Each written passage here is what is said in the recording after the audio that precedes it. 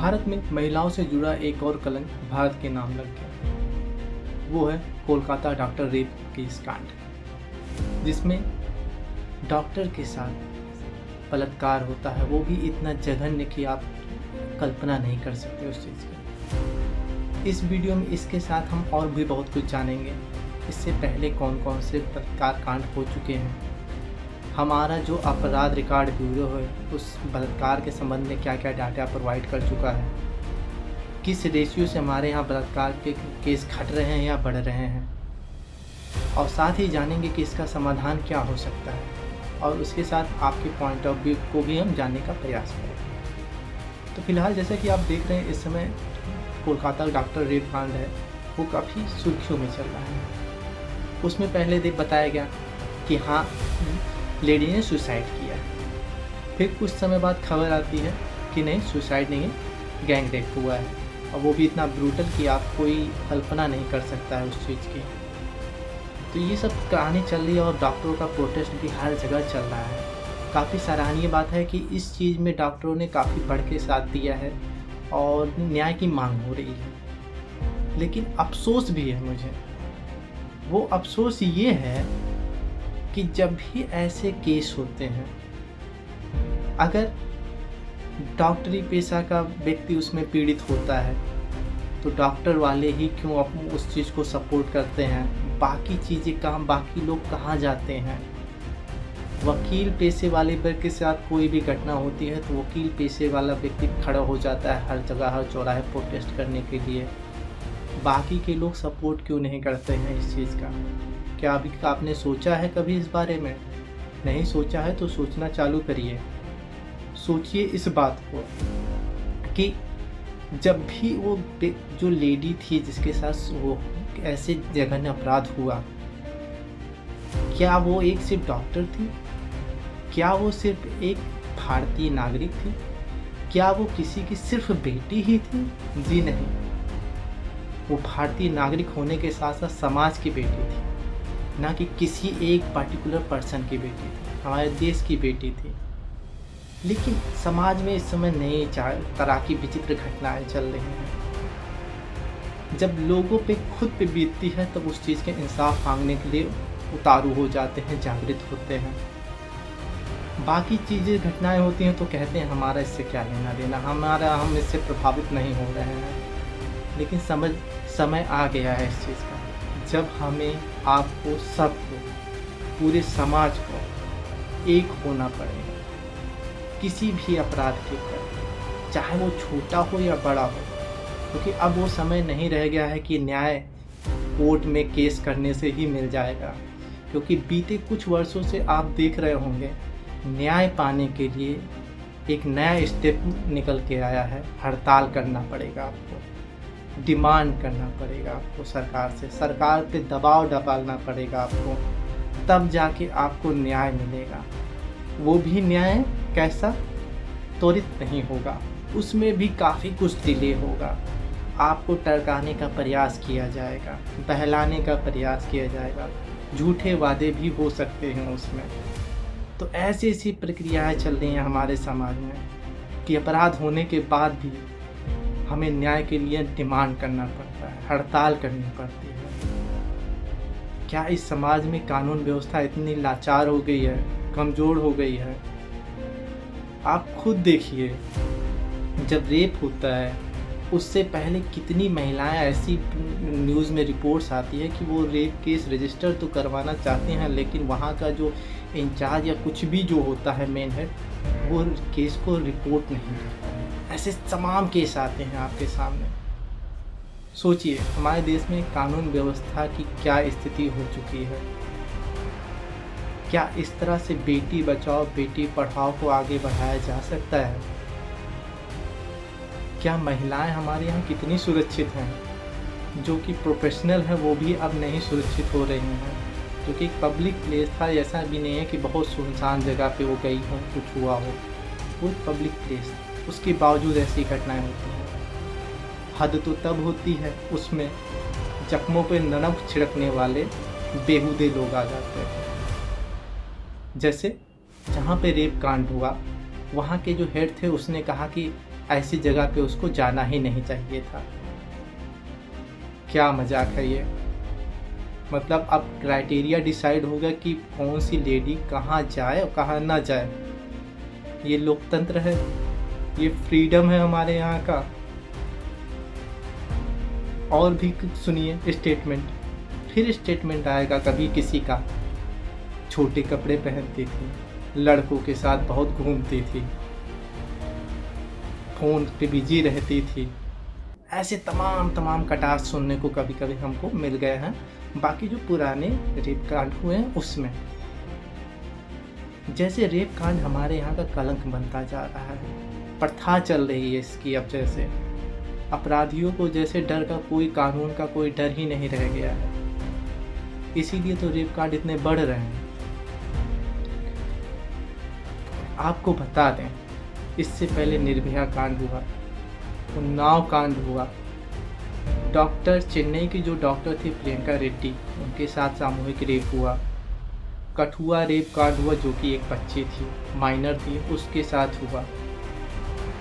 फिर उससे भी नहीं, हमारे यहाँ झारखंड में दुमका जिला था, वहाँ पे स्पेनिश जो मूल के व्यक्ति थे, कपल्स थे, मैरिड थे, उनके साथ रेप कांड हो जाता है।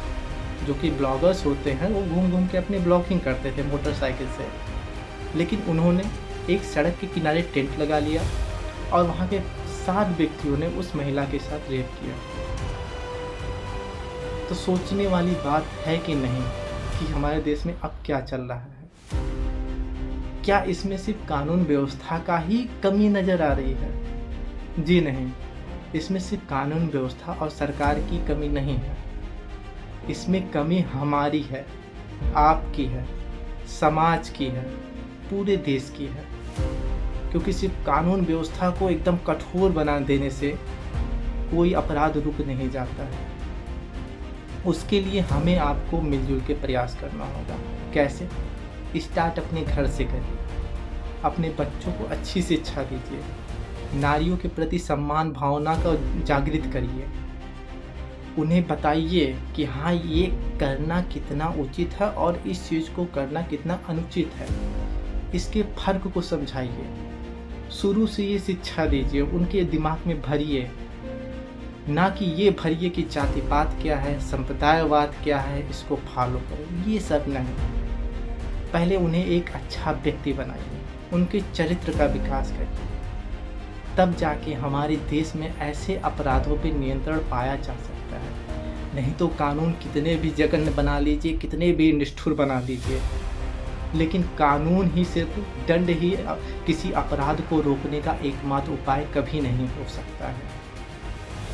हमारी जो NCRB की रिपोर्ट है 2021, जिसे राष्ट्रीय अपराध रिकॉर्ड ब्यूरो कहा जाता है, उन्होंने एक डाटा निकाला जिसमें बलात्कार के बारे में बताया गया है कि 2022 में जो बलात्कार घटना हुई है एक साल के अंदर, वो 30,000 के आंकड़े को पार कर चुकी है। मतलब एक साल में 30,000 लोग, महिलाओं के साथ बलात्कार होता है। इसका मतलब एक दिन में करीबन 90 महिलाओं का रेप होता है, एक दिन में। समझ रहे इस बात को? ये एक दिन में करीबन 90 महिलाओं का रेप होता है। और भी माइनर डाटा में देखें तो 15 मिनट में एक महिला का रेप होता है। जब आप बैठे होते हैं सुकून से अपने घर में, उस समय किसी एक महिला के साथ 15 मिनट में एक महिला के साथ रेप होता है। सोच के रोटे खड़े हो जाते हैं कि उस महिला के साथ क्या बीतती होगी। कभी सोचा इस बारे में? नहीं सोचा है तो सोचना चालू कर दीजिए, क्योंकि आज वो पीड़ित है, खुदा न खास्ता कल आपके घर में हो, हमारे घर में हो, हमारे आसपास हो, हमारे पड़ोस हो, हमारे गांव हो, हमारे शहर हो, हमारे देश में बढ़े ये चीज़ें, तो सोचना चालू कर दीजिए। और भी दुर्भाग्य की बात क्या है?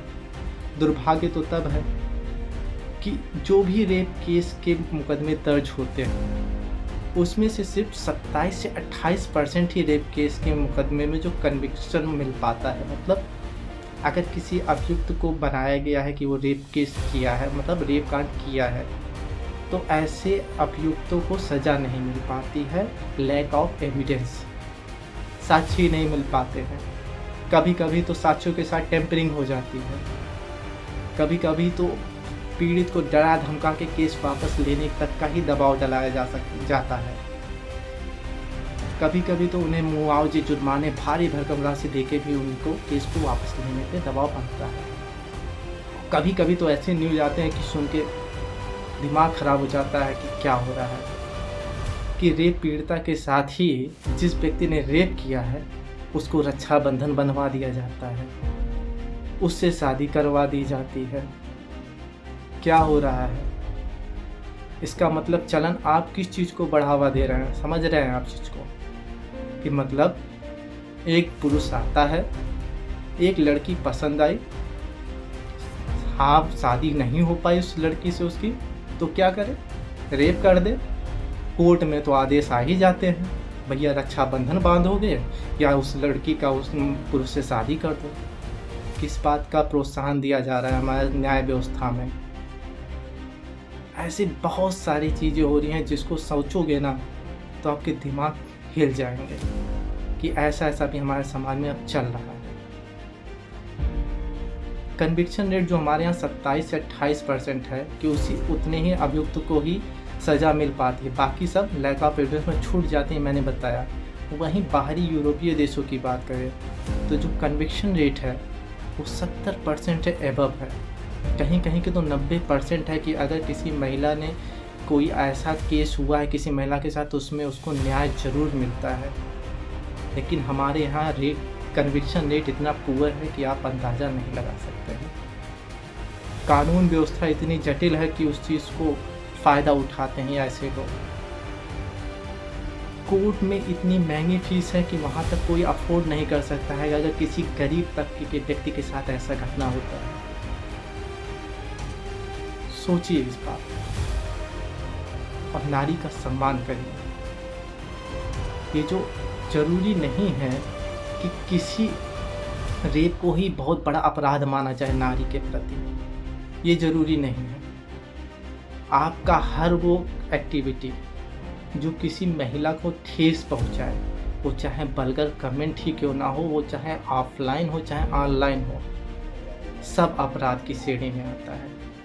ज़रूरी नहीं है कि एक व्यक्ति ने रेप किया है तो वही बहुत बड़ा अपराध है। तो आप इस चीज़ से बचें, किसी भी महिला को ट्रोल करने से बचें। ज़रूरी नहीं है कि फेसबुक इंस्टाग्राम पे आपने खूब ट्रोल कर रहे हैं किसी लड़की को, भला बुरा कहे जा रहे हैं और जाके प्रोटेस्ट कर रहे हैं कोलकाता रेप कांड का, आप भी उतने ही बड़े अपराधी हैं। ठीक है, तो इस चीज़ से बचिए। रेप कोई छोटा बड़ा या अपराध कोई छोटा बड़ा नहीं होता, अपराध अपराध होता है। फिलहाल हमारे यहाँ अपराध को रोकने के लिए काफ़ी प्रयास तो किए गए, जैसे रेप में 10 साल की सज़ा, जो कि 18 साल के प्लस है, महिला है उसके साथ अगर कोई रेप करता है तो 10 साल की सज़ा है।